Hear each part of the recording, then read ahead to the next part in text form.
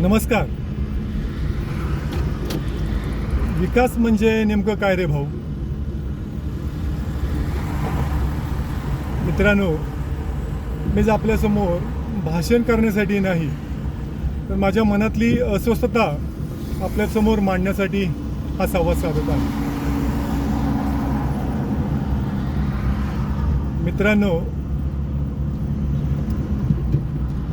1967 पासून म्हणजे 1967 पासून म्हणजे गेले 60 वर्षापासून वाई तालुक्यामध्ये कोणाची सत्ता आहे, कोणती घराणी सत्तेमध्ये आहेत, याचा आपण कधी विचार केलेला आहात का? ही सगळी घराणी सत्तेवर असताना सुद्धा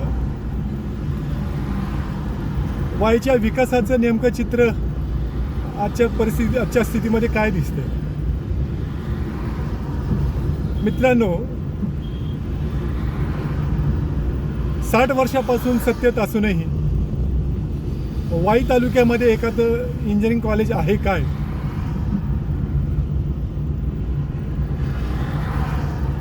वाई तालुक्यामध्ये एखादं इंजिनिअरिंग कॉलेज आहे काय हा जेव्हा प्रश्न विचारतोय,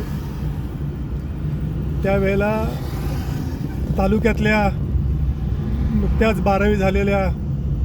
12वी सायन्स झालेल्या विद्यार्थ्याला तांत्रिक शिक्षणासाठी आज तालुक्याच्या बाहेर जावं लागतं. सातारला असेल, पुण्याला, मुंबईला, कोल्हापूर, कराड, सातारा या ठिकाणी त्याला शिक्षणासाठी जावं लागतं. आणि हाकनाक त्यांच्या पालकांचे लाखो करोड रुपये खर्च होतात.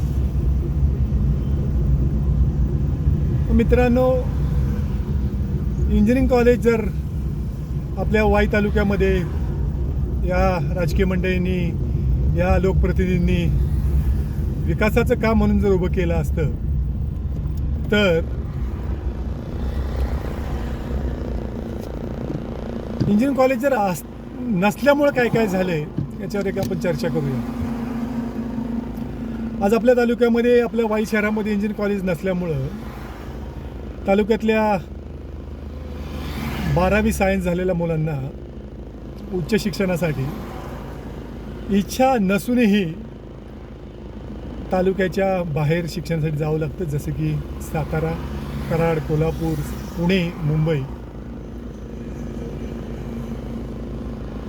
ही मुलं तालुक्याच्या बाहेर शिक्षणासाठी गेल्यामुळं हा तालुक्यातला लाखो करोड रुपयाचा पैसा तालुक्याच्या बाहेर खर्च होतो. तालुक्यात इंजिनिअरिंग कॉलेज नसल्यामुळं इथं नवीन स्टार्टअप इकॉनॉमी तयार झालेली नाही आहे. इथे नवीन एखादं औद्योगिक केंद्र तयार झालेलं नाही आहे. इथं इंजिनिअरिंग कॉलेज नसल्यामुळं उद्योगधंद्यांना लागणारं जे एक प्रशिक्षित मनुष्यबळ लागतं ते आज वाई तालुक्यात उपलब्ध नाही आहे. बऱ्याचशा मुलींच्या पालकांना मुलीला शिक्षणासाठी, इंजिनिअरिंगच्या शिक्षणासाठी पाठवायचं आहे, परंतु आपल्या तालुक्यात, आपल्या वाई शहरामध्ये कॉलेज नसल्यामुळं ते त्यांच्या मुलींना, हुशार मुलींना सुद्धा शिक्षणासाठी, इंजिनिअरिंगला पाठवू शकत नाही आहेत. ही वस्तुस्थिती आहे. मित्रांनो, इंजिनिअरिंग कॉलेज जर आपल्या वाई तालुक्यामध्ये, वाई शहरामध्ये असतं तर नेमकं काय झालं असतं? हे इंजिनिअरिंग कॉलेज आपल्या वाई तालुक्यात, शहरामध्ये असतं तर आपल्या वाई तालुक्यामधल्या उद्योगधंद्यांना किंवा आजूबाजूच्या उद्योगधंद्यांना लागणारं प्रशिक्षित मनुष्यबळ आज तालुक्यात उपलब्ध झालं असतं. लोकलमध्ये इंजिनिअरिंग कॉलेज असल्यामुळं पालकांना फार मोठं, मुलांच्या किंवा मुलींच्या पालकांना फार मोठं बर्डन न घेता कमी खर्चामध्ये आज इथं त्यांची मुलं मुली शिकली असती. एखादं इंजिनिअरिंग कॉलेज ज्यावेळेला एखाद्या शहरामध्ये, एखाद्या तालुक्यामध्ये येतं, त्यावेळेला एका इंजिनिअरिंग कॉलेजचा एका वर्षाचा इंटेक साधारण 120 मुलांचा असतो. एका स्ट्रीममध्ये साधारण 500 मुलं एका वर्षामध्ये शिकली असते. एका इंजिनिअरिंग कॉलेजमध्ये साधारण सिव्हिल, मेकॅनिकल, इलेक्ट्रिकल, IT अशा बऱ्याचशा स्ट्रीम्स असतात. आपण एक 5 ते 6 स्ट्रीम धरल्या तर साधारण 3,000 मुलं ह्या इंजिनिअरिंग कॉलेजच्या माध्यमातून वाई शहरामध्ये, वाई तालुक्यामध्ये शिकले असतील. या 3,000 मुलांच्या त्या शिक्षण संस्थेमध्ये 4 वर्ष शिक्षण घेण्यामुळं वाई तालुक्याची, वाई शहराची इकॉनॉमी किती डेव्हलप झाली असते याचा आपण कधी विचार केला आहे का?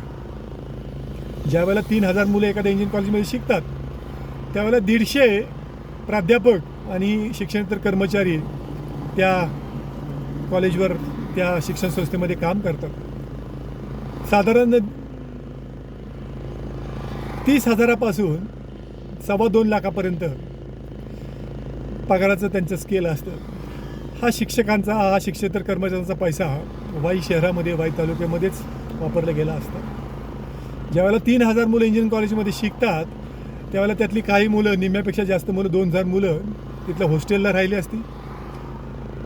ती मुलं त्याच वाई शहरामधल्याच त्या हॉस्टेलमध्ये त्यांचं रूम भाडं असेल, हॉस्टेलचा खर्च असेल, मेसचा खर्च असेल, पेट्रोलचा खर्च असेल, गाडी भाडं असेल, किराणा खर्च असेल, हा सगळा खर्च तो वाई तालुक्यातल्या वाई शहरामध्येच वापरला गेला असता. कितीतरी मोठ्या माध्यमातून वाई तालुक्याचा आणि वाई शहराचा विकास या एका इंजिनिअरिंग कॉलेजमुळं, 3,000 मुलांच्यामुळे झाला असता.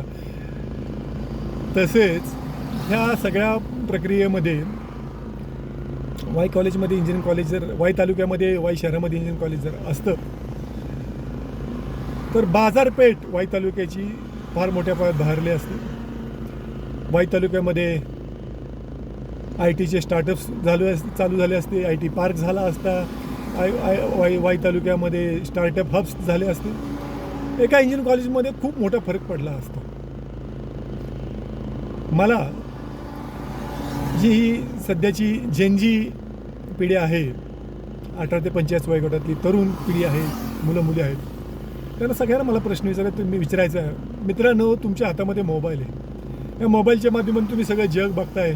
जगाच्या माध्यमातून तुम्ही सगळं जगातली कितीतरी मोठी यंत्रणा बघताय की कितीतरी जग किती फोपावलं, जगामध्ये किती प्रकारची यांत्रिक क्रांती झालेली आहे. ते बघत असताना माझी आपल्याला विनंती आहे, थोडा वेळ काढून आपल्या वाई तालुक्याच्या विकासाच्या चित्राकडे पण जरा एक थोडंसं आपण बघावं. काय परिस्थिती वाई तालुक्याची आजची विकासाची? वाई तालुक्यामध्ये एखादं इंजिनिअरिंग कॉलेज असलं पाहिजे का नसलं पाहिजे होतं? वाई तालुक्यातल्या ज्येष्ठ मंडळी आहेत त्यांना सुद्धा माझं विचारणं आहे की बांधवांनो, आपण ह्या वाई तालुक्यामध्ये खूप इलेक्शन आपण बघितलीत, आपण लढलीत, आपण त्यांच्यासाठी मतदान केलं, नेत्यांसाठी मतदान केलेलं आहे, त्यांच्यासाठी मतं मागितलेली, त्यांच्यासाठी मतदान केलेलं आहे. खूप आश्वासनं त्यांच्याकडनं आपण ऐकलेली आहेत. त्यांचा कार्यकाळ, त्यांचा नेत्यांचा, जुन्या नेत्यांचा, आताच्या नेत्यांचा कार्यकाळ आपण जवळून बघितलेला आहे. परंतु तुम्हाला असं कधी वाटलं नाही का की आपल्या नातवांच्या भवितव्यासाठी वाई तालुक्यामध्ये एखादं इंजिनिअरिंग कॉलेज असायला पाहिजे होतं? असं कधी तुम्हाला वाटलं नाही का? मित्रांनो, मी कुणावर टीका करण्यासाठी हे फेसबुकचं लाईव्ह मी बनवत नाही. मी फक्त आपल्याला एक विचार करण्यासाठी, प्रवृत्त करण्यासाठी मी हा व्हिडिओ बनवत आहे. हा प्रश्न एकट्या प्रवीण बाबरांचा नाही. हा प्रश्न वाई तालुक्यातल्या एकट्या कुणाचा तरुणाचा नाही. हा प्रश्न एकट्या कुणाचा तरुणीचा नाही, कुठल्या जेनजे पिढीचा नाही, कुठल्या ज्येष्ठांचा नाही. वाई तालुक्यातल्या सर्वसामान्य सर्व जनतेचा हा प्रश्न आहे की वाई तालुक्यामध्ये 60 वर्ष सत्तेमध्ये असूनही या मंडळींनी एखादं इंजिनिअरिंग कॉलेज वाई तालुक्यामध्ये का उभं केलं नाही? मित्रांनो, विकास म्हणजे नेमकं काय रे भाऊ? विकास म्हणजे स्वागत कमानी? विकास म्हणजे वाढदिवसाचे बॅनर आहेत का? विकास म्हणजे कच्चे रस्ते, सभामंडप म्हणजे विकास का? विकास म्हणजे वाढदिवस, विकास म्हणजे लग्न कार्य, मैती, धावे, बार्शी, गोंधळ, हे म्हणजे विकास आहे का? म्हणून प्रवीण बाबर भूमिपुत्र संघटनेचा अध्यक्ष म्हणून नाही, तुमचा मुलगा म्हणून, तुमचा भाऊ म्हणून, तुमचा मित्र म्हणून मी तुमच्या डोक्यामध्ये फक्त एक पिल्लू सोडतोय. शांतपणे ह्या गोष्टीवर विचार करा की विकास म्हणजे नेमकं काय रे भाऊ? 60 वर्षापासून सत्तेत असूनही वाई तालुक्यामध्ये एखादं इंजिनिअरिंग कॉलेज असायला पाहिजे का नको? त्या गोष्टीचा आपण आपल्या घरामध्ये, आपल्या कुटुंबामध्ये शांतपणे विचार करा. आपण ज्या वेळेला आपल्या मित्रांच्यामध्ये बसाल, आपल्या समवयस्करांमध्ये बसाल, आपल्या शाळा कॉलेजमध्ये ज्यावेळेला आपण एकत्रित बसाल, आपल्या पारावर बसाल, आपल्या चौकामध्ये बसाल, त्यावेळेला एका गोष्टीवर शांतपणे चर्चा करा, विचार करा. चर्चा करून, विचार करून प्रश्न विचारा. प्रश्न विचारून त्याच्यावर उत्तर शोधा. आणि जर आपल्याला प्रश्न विचारून उत्तर शोधून जर आपल्याला काही त्यातून जर काही सुचलं तर आपणच आपल्याला पुढच्या काळामध्ये व्हायच्या विकासासंदर्भामध्ये स्वतःच प्रश्न विचारायचा आहे, स्वतःच उत्तर शोधायचं आहे आणि त्या माध्यमातून आपल्याला वाईच्या विकासाच्या दृष्टीने बदल घडवायचा आहे. एवढंच मी आपल्याला आवाहन करतो. आणि पुन्हा एकदा आपल्याला हा 21 दिवस 21 प्रश्न या सिरीजमधला जो पहिला प्रश्न आहे की 60 वर्षापासून सत्तेत असूनही वाई तालुक्यामध्ये एखादं इंजिनिअरिंग कॉलेज आहे काय आणि विकास म्हणजे नेमकं काय रे भाऊ, हा प्रश्न मी आपल्यासमोर सादर करत आहे. कृपया आपण याच्यावर शांतपणे विचार करावा असे आपल्याला मी विनम्रपूर्वक आवाहन करतो. जय हिंद, जय महाराष्ट्र, जय भूमिपुत्र.